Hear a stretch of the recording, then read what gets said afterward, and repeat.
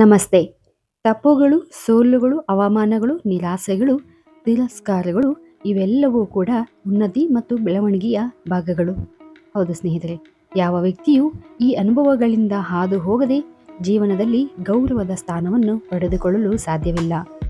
ಹೌದಲ್ವಾ? ತಪ್ಪುಗಳು ಸೋಲ್ದೆ ಆಗದೆ ಯಾವ ವ್ಯಕ್ತಿಯೂ ಕೂಡ ಯಶಸ್ಸನ್ನು ಮೆಟ್ಟಿಲು ಏರಲು ಸಾಧ್ಯವಿಲ್ಲ. ಹೌದು ಸ್ನೇಹಿತರೆ, ವೆಲ್ಕಮ್ ಟು ಸಮೃದ್ಧಿ ಜೀವನ ಚಾನಲ್. ಇವತ್ತಿನ ದಿನ ನಿಮಗೆ ಅತ್ಯಂತ ಉಪಯುಕ್ತವಾದ ಅತ್ಯುತ್ತಮವಾದ ಮಾಹಿತಿಯನ್ನು ನೀಡಲಿದ್ದೇವೆ. ಸ್ನೇಹಿತರೆ, ಜೀವನದಲ್ಲಿ ಒಂದು ಒಳ್ಳೆಯ ರೀತಿಯಲ್ಲಿ ಸಾಗಬೇಕು ಅಂದರೆ ಮೊದಲು ನಾವು ನಮ್ಮನ್ನು ನಾವು ತಿದ್ಕೋಬೇಕು. ಹೌದು, ಯಾವುದೋ ಯಶಸ್ಸು ಸುಮ್ಮನೆ ನಮ್ಮ ಹಿಂದೆ ಬರಲ್ಲ. ಅದಕ್ಕೆ ನಾವು ಸ್ವಲ್ಪ ಶ್ರಮ ಅನ್ನೋ ನೀರನ್ನು ಹಾಕಿದರೆ ನಿಧಾನವಾಗಿ ಗಿಡ ಬೆಳೆದು ಅದು ಮರವಾಗಿ ನಮಗೆ ನೆರಳನ್ನು ನೀಡುತ್ತೆ. ಹಾಗೆಯೇ ಕೆಲವೊಂದು ಪೂಜಾ ಕಾರ್ಯಗಳನ್ನು ನಿರಂತರವಾಗಿ ನಾವು ಆ ಭಗವಂತನ ಮೇಲೆ ನಂಬಿಕೆ ಇಟ್ಟು ಮಾಡೋದ್ರಿಂದ ಒಂದು ದಿನ ಖಂಡಿತ ಆ ದೇವರ ದೃಷ್ಟಿ ನಮ್ಮ ಬೀಳುತ್ತೆ ಹಾಗೂ ನಮ್ಮ ಜೀವನದಲ್ಲಿ ಯಶಸ್ಸನ್ನು ನಾವು ಕಾಣಬಹುದು. ಹೌದು ಸ್ನೇಹಿತರೆ, ಆದರೆ ಇತ್ತೀಚಿನ ಕಾಲಮಾನಗಳಲ್ಲಿ ಯಾರಿಗೂ ಕೂಡ ಯಾವುದಕ್ಕೂ ಸಮಯವಿಲ್ಲ. ಆದರೆ ನಾವು ಈ ದಿನ ಹೇಳಲಿರುವ ಈ ಉಪಾಯಕ್ಕೆ ಯಾವುದೇ ಸಮಯ ಹೆಚ್ಚಿನದಾಗಿ ಬೇಕಾಗಿರುವುದಿಲ್ಲ. ಅದಕ್ಕೆ ಒಂದು ಮಾತ್ರ ಅತ್ಯಂತ ಅವಶ್ಯಕವಾಗಿ ಅಂದರೆ ಮುಖ್ಯವಾಗಿ ಬೇಕೇ ಬೇಕು. ಅದು ಯಾವುದು ಎಂದರೆ ನಂಬಿಕೆ. ಹೌದು ಸ್ನೇಹಿತರೆ, ಭಗವಂತನ ಮೇಲೆ ದೃಢವಾಗಿ ನಂಬಿ ಈ ಕೆಲಸ ಮಾಡೋದ್ರಿಂದ ನಿಮಗೆ ಯಶಸ್ಸು, ಕೀರ್ತಿ ಅಷ್ಟೇ ಅಲ್ಲದೆ ಜೀವನದಲ್ಲಿ ಯಾವುದೇ ರೀತಿಯ ಆರ್ಥಿಕ ಸಂಕಷ್ಟದಿಂದ ಒದ್ದಾಡ್ತಾ ಇದ್ದರೆ ಆ ಎಲ್ಲ ಕಷ್ಟದಿಂದ ಹೊರಗಡೆ ಬರಬಹುದು ಸ್ನೇಹಿತರೆ. ಹೌದು ಸ್ನೇಹಿತರೆ, ಸದಾ ನಿಮ್ಮ ಬಳಿ ಇರುವ ಈ ಒಂದು ಪರ್ಸಿನ ಕೆಲವೊಂದು ವಿಶೇಷವಾದ ಮಾಹಿತಿಗಳನ್ನು ನೀವು ತಿಳ್ಕೊಂಡು ಅದನ್ನು ಸರಿಯಾದ ರೀತಿ ಬಳಸಿದ್ದೇ ಆದಲ್ಲಿ ಆ ಪರ್ಸಿನಲ್ಲಿ ಯಾವಾಗಲೂ ಹಣವು ತುಂಬಿರುತ್ತದೆ. ಹೌದು ಸ್ನೇಹಿತರೆ, ಪರ್ಸಿನಲ್ಲಿ ಕೆಲವೊಂದು ವಿಶೇಷವಾದ ಹಾಗೂ ಗಮನಿಸಬೇಕಾದ ಅಂಶಗಳು ಇವೆ. ಹಾಗೂ ನಮ್ಮ ಬಳಿ ಸದಾ ಇರುವ ಪರ್ಸಿನಲ್ಲಿ ಕೆಲವೊಂದು ಅಂಶಗಳನ್ನು ನಾವು ಗಮನಿಸಿಕೊಂಡು ಅದನ್ನು ಬಳಸೋದ್ರಿಂದ ನಮ್ಮ ಜೀವನದಲ್ಲಿರ್ತಕ್ಕಂಥ ಕಷ್ಟಗಳಿಂದ ನಾವು ಹೊರಬರಬಹುದು ಸ್ನೇಹಿತರೆ. ಹೌದು, ಇದೇನಪ್ಪ ಪರ್ಸಿನ ಬಗ್ಗೆ ಹೇಳ್ತಾ ಇದ್ದೀರಾ ಅಂತ ಅಂದ್ಕೊಂಡಿದ್ದೀರಾ? ಹೌದು ಸ್ನೇಹಿತರೆ, ಪರ್ಸಿನಲ್ಲಿ ಕೆಲವೊಂದು ವಸ್ತುಗಳು ಹಾಗೂ ಕೆಲವೊಂದು ನಿಯಮಗಳಿವೆ. ಆ ನಿಯಮದ ಅನುಸಾರ ನಾವು ಆ ಪರ್ಸನ್ನು ಬಳಸೋದ್ರಿಂದ ನಮ್ಮ ಜೇಬಿನಲ್ಲಿ ಸದಾ ದುಡ್ಡಿನ ಸುರಿಮಳೆ ಸುರಿಯುತ್ತದೆ. ಹೌದು ಸ್ನೇಹಿತರೆ, ಹೀಗಿರುವಾಗ ಮೊದಲನೆಯದಾಗಿ ನಾವು ಪರ್ಸಿನಲ್ಲಿ ನಿಮ್ಮ ನೆಚ್ಚಿನ ದೇವರ ಫೋಟೋವನ್ನು ಇಡಬೇಕಾಗುತ್ತದೆ. ಹೌದು ಸ್ನೇಹಿತರೆ, ಕೆಲವರು ಹೇಳ್ತಾರೆ ಪರ್ಸಿನಲ್ಲಿ ದೇವರ ಫೋಟೋ ಇಡಬಾರದು ಎಂದು.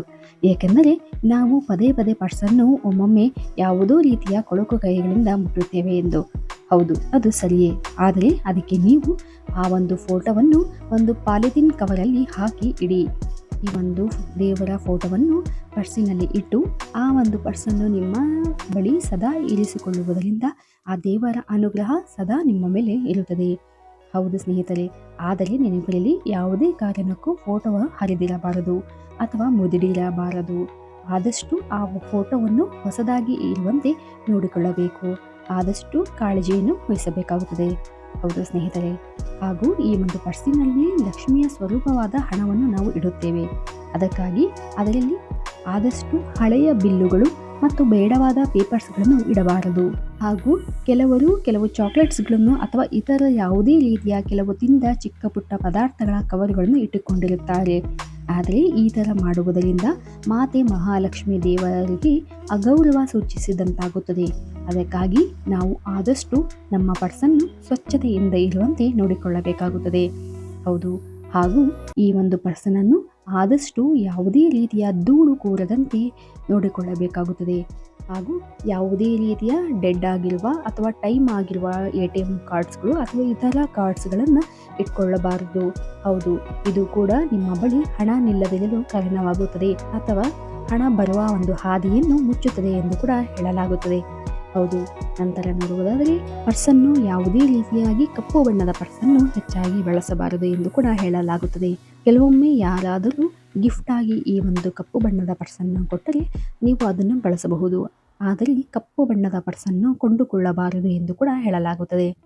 ಹಾಗೂ ನಿಮಗೆ ಪರ್ಸನ್ನ ಅವಶ್ಯಕತೆ ಇಲ್ಲ ಅಂದರೆ ಮನೆಯಲ್ಲಿ ಅದಕ್ಕೆ ಒಂದು ನಿಗದಿತವಾದ ಒಂದು ಸ್ಥಳವನ್ನು ಆಯ್ಕೆ ಮಾಡಿ ಆ ಸ್ಥಳದಲ್ಲಿ ಅದನ್ನು ಇಡಬೇಕು.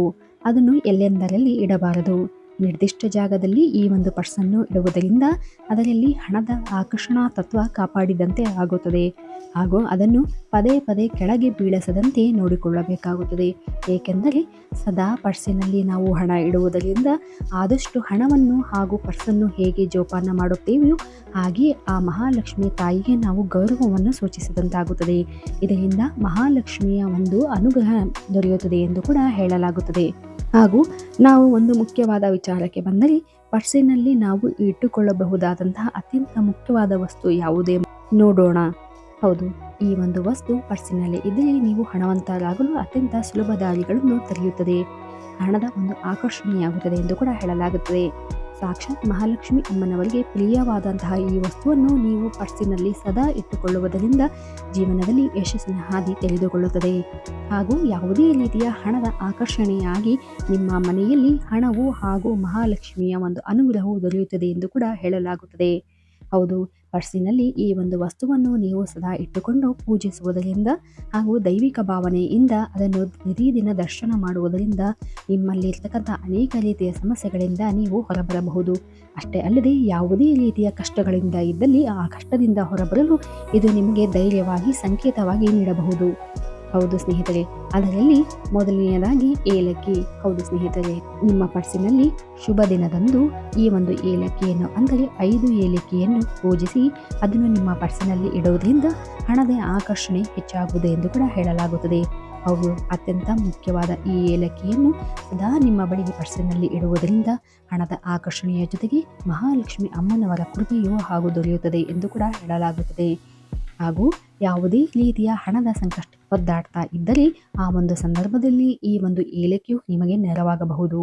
ಹಾಗೂ ಅದರ ಜೊತೆಗೆ 2 ಕೇಸರಿ ದಳಗಳನ್ನು ಇಡುವುದರಿಂದ ಯಾವುದೇ ರೀತಿಯ ನಕಾರಾತ್ಮಕತೆ ಅಥವಾ ಕೆಟ್ಟ ದೃಷ್ಟಿ ನಿಮಗೆ ತಾಗುವುದಿಲ್ಲ ಎಂದು ಕೂಡ ಹೇಳಲಾಗುತ್ತದೆ.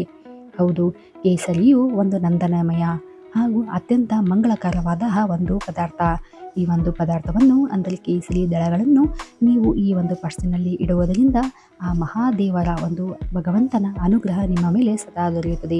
ಅಷ್ಟೇ ಅಲ್ಲದೆ ಮಹಾಲಕ್ಷ್ಮಿಯ ಅನುಗ್ರಹದಿಂದ ನಿಮ್ಮಲ್ಲಿ ಇರ್ತಕ್ಕಂತಹ ಯಾವುದೇ ರೀತಿಯ ಆರ್ಥಿಕ ಸಂಕಷ್ಟದಿಂದ ನೀವು ಹೊರಬರಲು ನಿಮ್ಮ ಜೀವನದಲ್ಲಿರ್ತಕ್ಕಂಥ ನಿಮ್ಮ ಗುರಿಗಳನ್ನು ಹಾಗೂ ನಿಮ್ಮ ಯಶಸ್ಸಿನ ದಾರಿಯನ್ನು ನೀವು ಸುಲಭವಾಗಿ ಮುಟ್ಟಲು ಈ ಒಂದು ಪದಾರ್ಥಗಳು ಅತ್ಯಂತ ಅವಶ್ಯಕವಾಗಿ ನಿಮಗೆ ಉಪಯುಕ್ತವಾಗುತ್ತದೆ. ಹೌದು ಸ್ನೇಹಿತರೆ, ಈ ರೀತಿಯಾಗಿ ನಿಮ್ಮ ಪರ್ಸನ್ನು ನಿಮಗೆ ರಕ್ಷಣೆ ಎಂದು ಭಾವಿಸಿದರೆ ಖಂಡಿತ ಅದು ನಿಮಗೆ ರಕ್ಷಾ ಕವಚವಾಗಿ ಆಗಬಲ್ಲದು. ಅಷ್ಟೇ ಅಲ್ಲದೆ ನಿಮ್ಮ ಜೀವನದ ಬೆಳವಣಿಗೆಯ ಹಾದಿಯಲ್ಲಿ ನಿಮಗೆ ಇದು ಒಂದು ಉಪಯುಕ್ತವಾಗಬಹುದು. ಹೌದು ಸ್ನೇಹಿತರೆ, ಈ ಒಂದು ಮಾಹಿತಿ ಇಷ್ಟವಾಗಿದ್ದಲ್ಲಿ ದಯವಿಟ್ಟು ನಮ್ಮ ಚಾನಲನ್ನು ಸಬ್ಸ್ಕ್ರೈಬ್ ಮಾಡಿ ಹಾಗೂ ಲೈಕ್ ಮಾಡಿ. ಧನ್ಯವಾದಗಳು.